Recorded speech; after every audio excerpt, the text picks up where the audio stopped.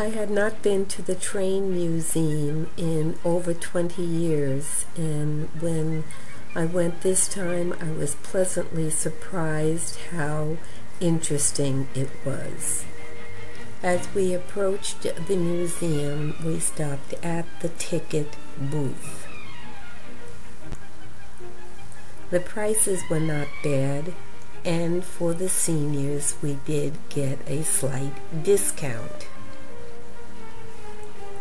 The E&B Railroad was completed in 1907.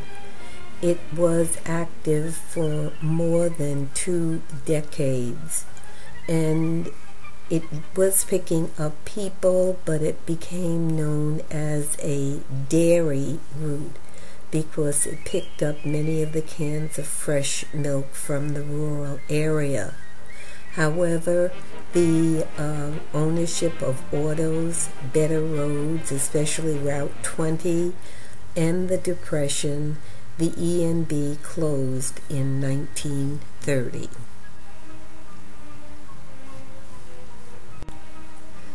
The museum was originally located in North Chicago, but by 1960 it outgrew that position, and in 1964 they moved to Union.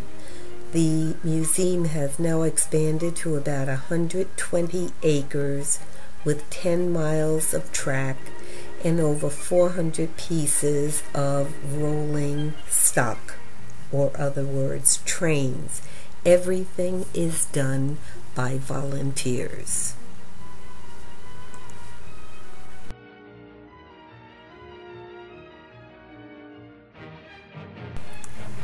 The waiting train was made up of many different cars from different railroads.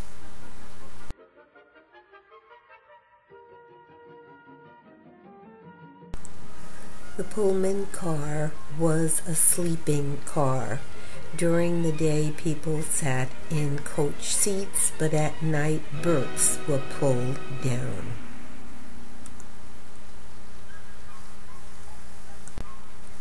The Lackawanna car had an especial appeal for me because I used to travel the Lackawanna Railroad from Jersey City, New Jersey, into Matawan, where my grandparents lived.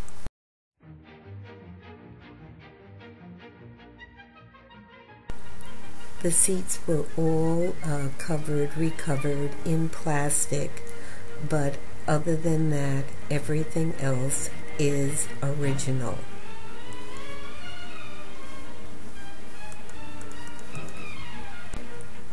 The advertisements were rather interesting when you look at them. They all are in the 30s and 40s.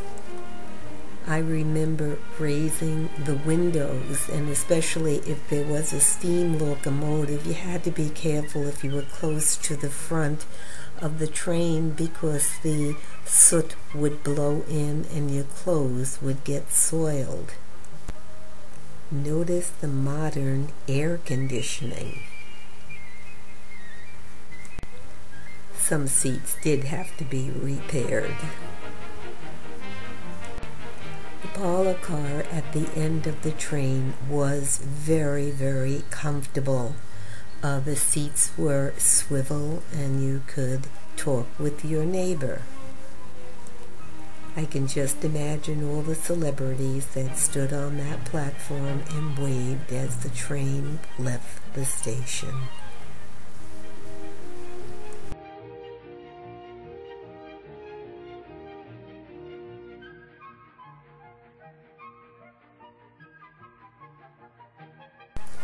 The railroad station was taken from another area and brought to Union, where it was rebuilt and refurbished.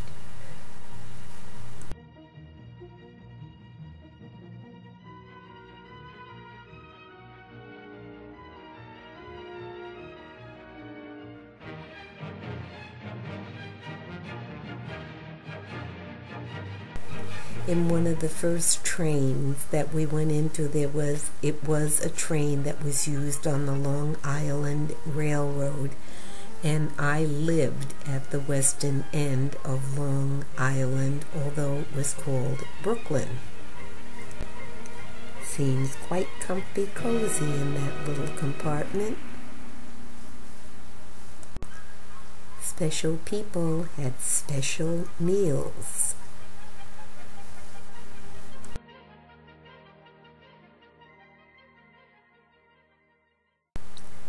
During the day, the compartments had seats, but then at night they were turned into berths.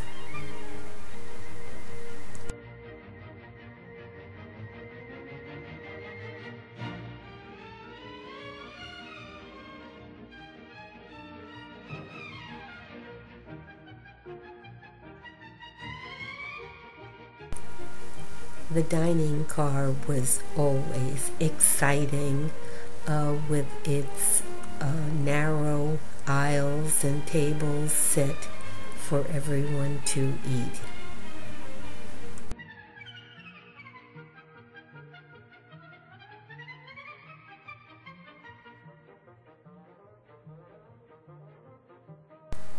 The motorman in the car, in the trolley, was collecting fares or tickets, and we had to have it punched. The ticket that we entered the museum with was our entrance onto the trolley.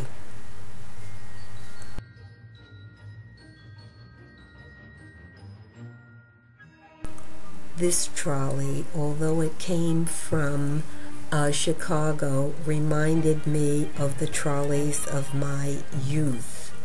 And it really was nostalgic for me.